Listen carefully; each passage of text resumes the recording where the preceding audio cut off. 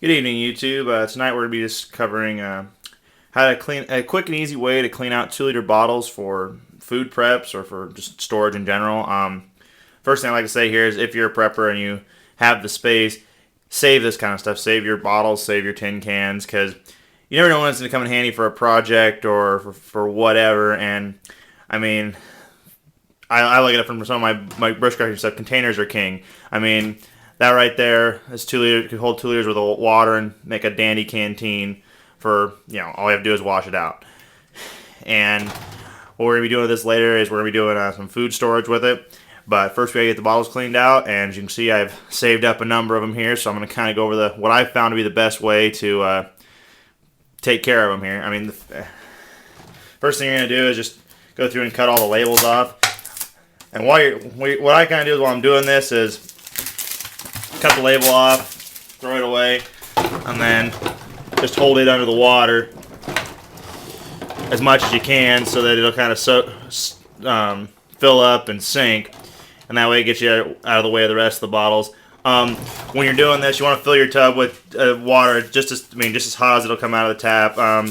If your hot water heater's not turned up that high, you may have to get yourself a big tea kettle or something, or an big old enamel coffee pot, and boil water on the stove to dump in here first. For me, it's on my water heater, 1/8 of an inch one way, and you never get hot water, and 1/8 of an inch the other way, and you've got water so hot it'll burn your skin right off. So I've just turned my water on as hot as it'll go, and I filled this up, and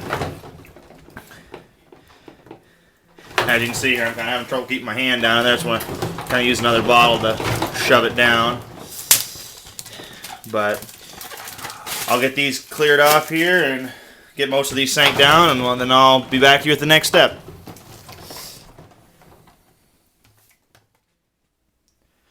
As you can see, I've got all the labels off the bottles now, and I've sunk most of them down in this water. So I've got it hot enough that I can barely keep my hand in it for more than a few seconds before it starts burning. And basically what I do now is generally, it depends on how dirty the bottles are. I usually let them soak like this for a little bit because that kind of helps get the gunk out of the inside of them. And then what I'll do is, before I go to do my final rinse here, I'll get them all kind of setting up right. Get this set up before I move you a little bit here.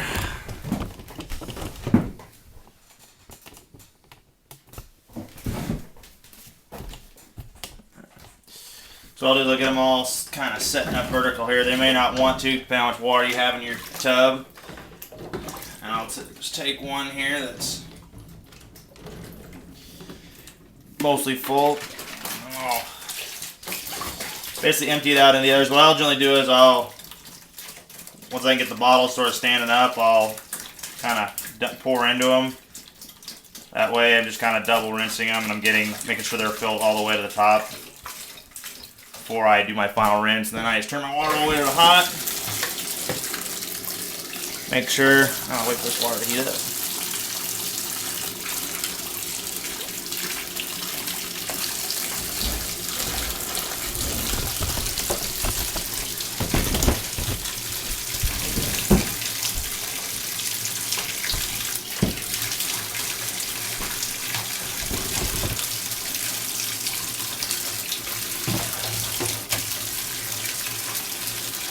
Alright, now once I've got them kind of set up like this, what I'll do is and I've got one emptied, is I'll make sure I scald off the outside of it good. Fill it up, 3/4 to half full, and then just make sure you get all the particles and everything out of there. One thing I should mention at this point, if you are using these for water storage, which I do keep a few of them around for that, and I also keep a few in the trunk of my car in case radiator blows or anything like that. I don't plan on using any water in these that I would use. I don't plan on using it unless I've already disinfected it, or I've filtered it, or boiled it, or done something with it. I'm not just drinking these directly. So if there is, say, something that didn't get killed during this process, which is, I'm sorry, as hot as this water is, it's just like pasteurizing or sanitizing any other way. I would still be getting rid of that.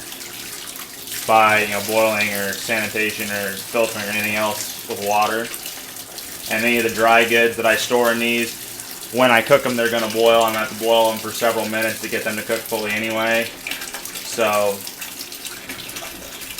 that should keep any pathogens out of there. Also, there's a kind of a little trick I found when storing in these, that you can add basically you add a bay leaf to the bottom and top, and what that'll do is basically drive away or kill any pests that might be in your dry goods.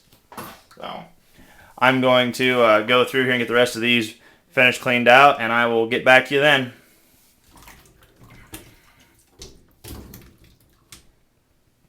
As you can see here, I've got all my bottles scalded and rinsed out. And then once you get them to this point, just set them on the counter and let them dry.